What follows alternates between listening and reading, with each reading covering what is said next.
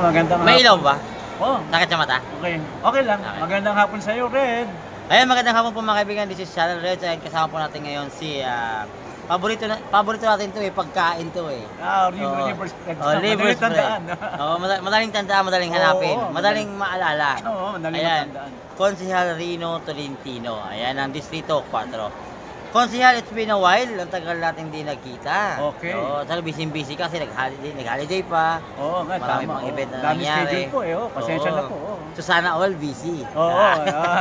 So, busy talaga. Konse, Opo, ano po sa atin? Ano, Red? sino ba talaga si Konse Rino Tolentino? Sino talaga? Okay, si Rino Tolentino. Alam po ninyo, simpleng tao lang po ako. Ordinaryong mamamayan. Naglingkod po ako noong taon 1992 hanggang 2001 bilang konsel ng Sampaloc, Manila. At maraming salamat talaga dyan sa mga tumulong sa akin, sa mga kababayan ko, constituents ko, kapitbahay ko sa Sampaloc, 4th District ng Maynila. Sa kanya ng tiwala sa akin ng mga panahon na yun. Muli ako nagpapasalamat sa kanila dahil nabuo ko po ang aking 3 terms. 9 years po yan. At pagtapos po noon, ay natuloy pa ng aking may bahay na si Ami Tolentino na ginawa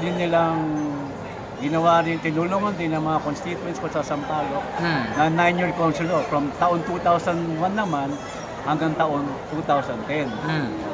So, 9 years din, nakompleto rin ng aking may bahay. Kaya ako po talagang nagpapasalamat. So, saan po pinanganak? Saan Ako, nag-aral? pinanganak ako sa Perpetual Socorro Hospital sa Sampaloc. Dito lang. Dito lang. Malapit lang. Tapos lumaki po ako sa Catalunya Street na ang pangalan ngayon, GM Tolentino. Pinangalan po yung sa tatay ko. Akala ko sa'yo pa pangalan. Hindi pa ako Hindi patay. pa. Pag namamatal pa yun. Patagal pa yun. Anyway, pinangalan po yan in honor of my late father na naging konsel din po ng Sampaloc ng panahon po ni Mayor Villegas. Naging konsel po siya, tapos po naging judge po siya ng Maynila. Kaya nung nawala po ang aking ama, yun po, ay nabigyan po siya ng honor at napalitan po yung Kaling Catalunya dahil dyan po kami lumaki. Ngayon po ay GM Tolentino. Hanggang sa lumipat na po ako, at the age of 7 years old, lumipat na po ako dito sa Miguelin Vicente Cruz. Ayun. So, talagang batang Maynila. Batang Sampaloc. Batang Sampaloc. Talaga ang aming pamilya magmula pa ho. Pag batang Sampaloc, may ugaling maasim ba yan? Maasim. Maasim? Maasim. Sampaloc eh. Sampaloc, maasim. In English, tamarin. Ngayon po, salamat po sa mga kapitbahay namin sa kanilang patuloy na pagtitiwala at pagmamahal sa aming pamilya. Magmula pa ho nung araw, mula pa sa dati nating Sampaloc Congressman at naging Senator, Arturo Tolentino. Kasi po kapatid po yan ng tatay ko. Kaya tiyuin buo ko po yan, si Arturo Tolentino. Ang panganay siyang kapatid, ang tatay ko pang-pito. Sa po silang magkakapatid. Kaya yun po, medyo nasa dugo po, talaga ang paglilingkod sa bayan ng inyong lingkod po. Ayan po. So, Konse, paano ba nagsimula na naging Yormes Choice ikaw? Ganito po. Ganito po ang mahabang story po yan. Okay, Talagang mahaba ba ito? Hindi na, mapaikli ko na lang. Ganito po. Hindi kasi kung mahaba po, Hindi, paikli na lang. Ganito po yan eh. pag mahaba kasi baka maabutan pa natin isang event. Hindi po. Kasi may 2:30 pa rito. Okay, anyway, sige po. Hindi, okay lang nga. Sige po. Nasa mami kakain po tayo. Anyway, ito po. Nagsimula po kasi yan nung ako po tinext ni Yorme. Sabi sa akin, Rino, wala ka bang balak bumalik sa public service? Ako naman po, sabi ko, nag-enjoy na ako sa retirement ko, tsaka na aking may bahay. Sabi ko, Yorme, boss, siguro kung mabalik po kami, anak ko na lang.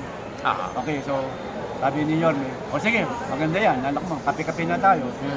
So, initially talaga po, yung anak ko po, ang talagang dapat tatakbo.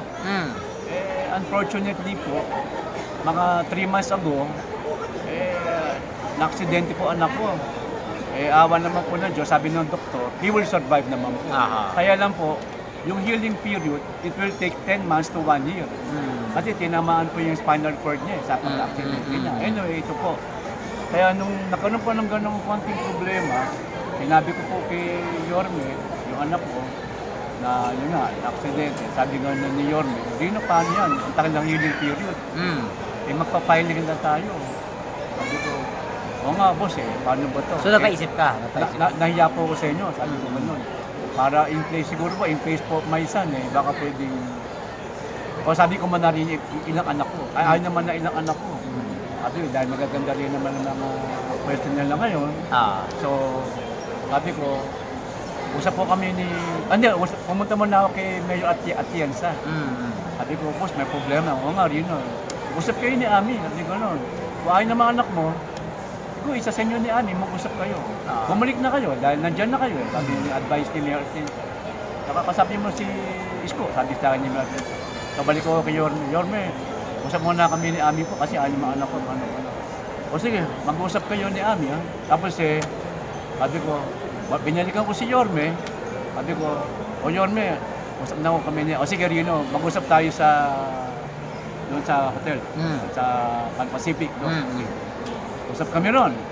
So, or yun, nang balita. Boss, usap mo ni Ami. Sabi ni Ami, ikaw naman original So, kung baka po sa basketball, substitute po ako sa anak ko.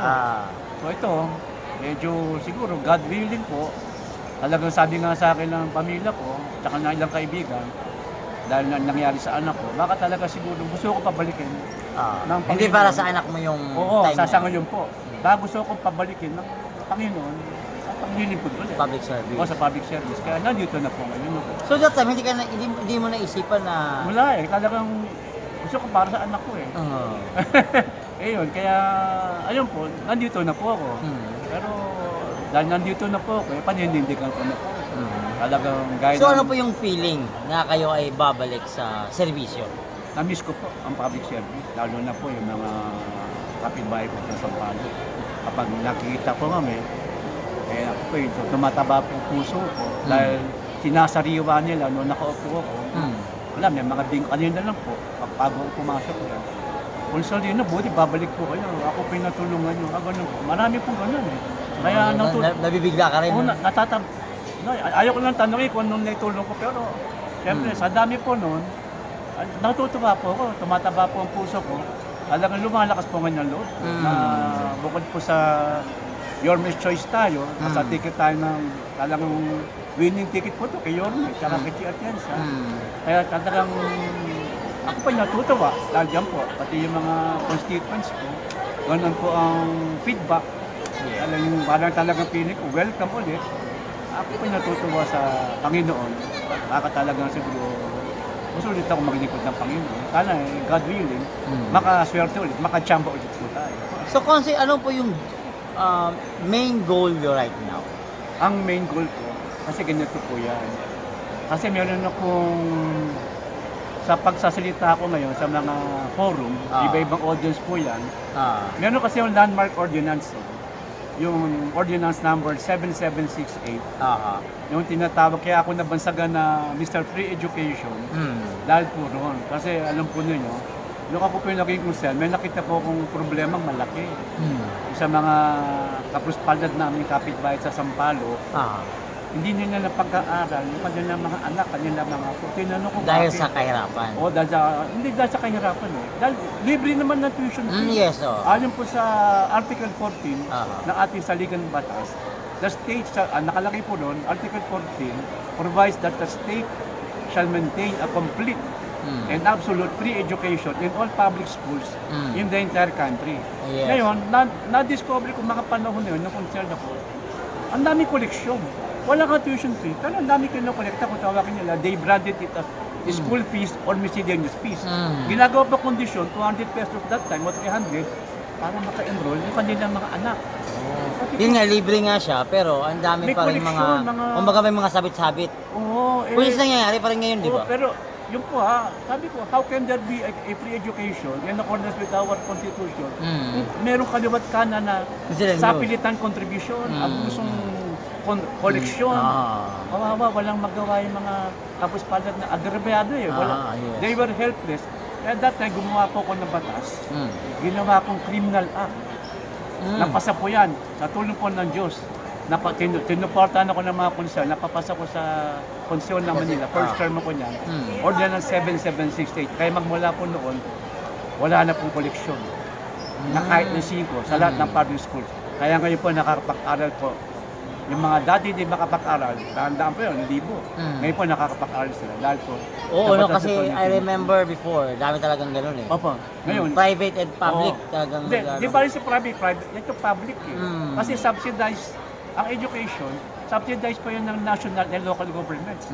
Eh, ang special education fund po ng Maynila, ang laki, billion po yun eh. So saklaw po ba sa batas niya na yung libreng uniform, libreng notebook? Kasama na lahat yan. Kasi Saklaw na ho yan. education unit, kaya po yan. Kasi ang laki ng, ang slice po sa national budget, pangalawa yata ang ang DepEd. Yes. Ang laki, billion yan, billion. Ganon din po sa local, sa City of Manila, billion din po yan. Kaya bakit kukunin sa magulang ang gastusin?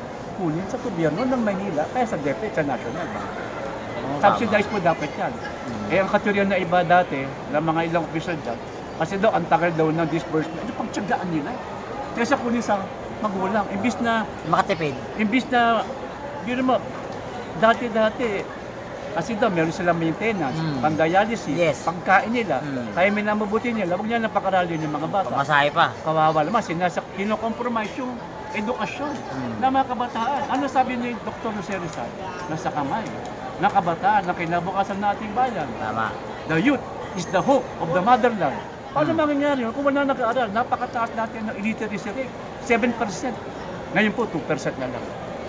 Ganun. Dati po, kasabi, illiteracy rate, yung mga no read, no write. Dahil hindi na makapag-aaral dahil sa mga koleksyon na yun. O ngayon po, bumaba na po yan. Ngayon ito po, balita sa tanong nyo. Bakit talaga nagustuhan ko na totally bumalik? Kasi may naririnig po ako. Nalingat lang ako na wala ako sa mga. May mga lumalabag na eh.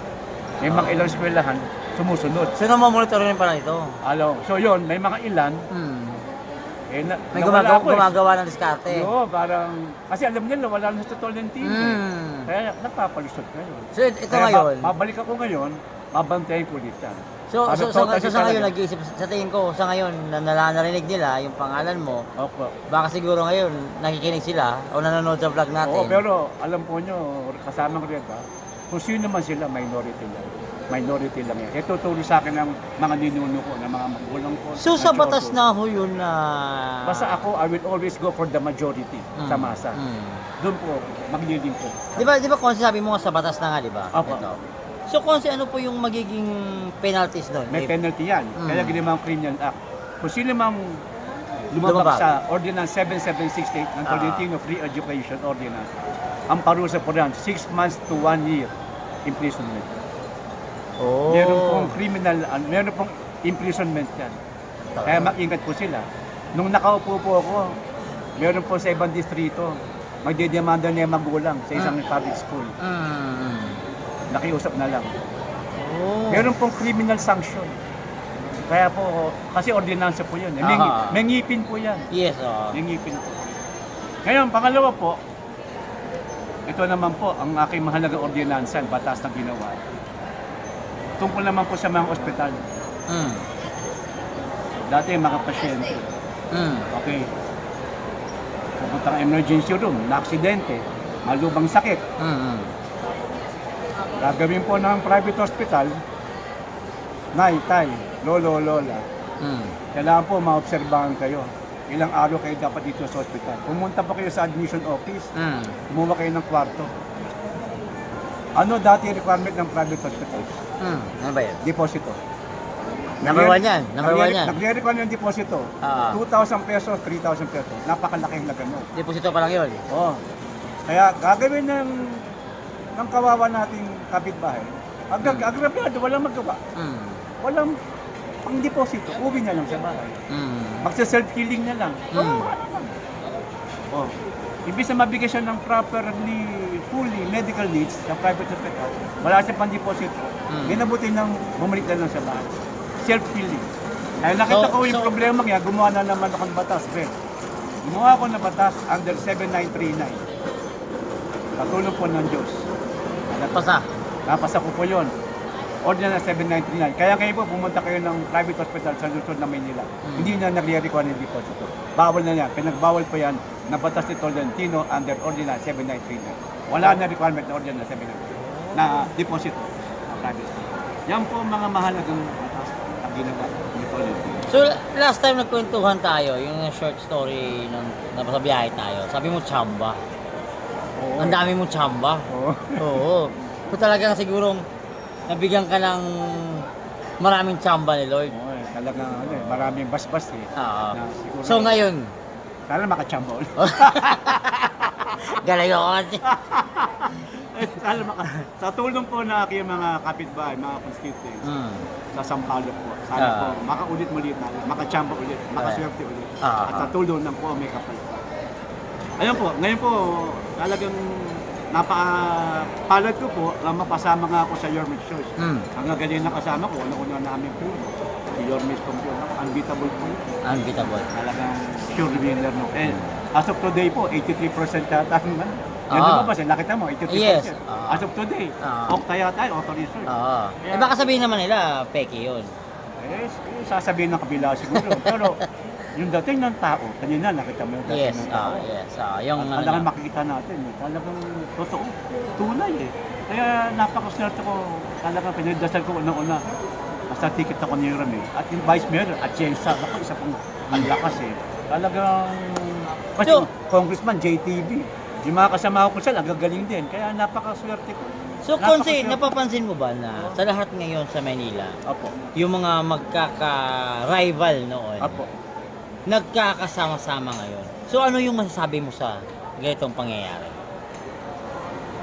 Yung dating, Kasi Atienza. kasi ganito yun, Atienza, Bagat Singh, Lopez, Oo. Tolentino. Oo. Hindi naman lingid sa ating kaalaman. Talagang nagkakaroon ng rival before. Oo, kasi dating makakahiwalay, parang sa ngayon po, nagkasundo-sundo. Dahil talaga nakita namin na talaga ang formidable na tao, the only formidable person to lead the city of Manila next time is no other than Mayor Isko Moreno. Gusto lahat ng mga yan. I cannot speak for the others, no? Sa mga binagit ko mga sikat na pangalan, prominent.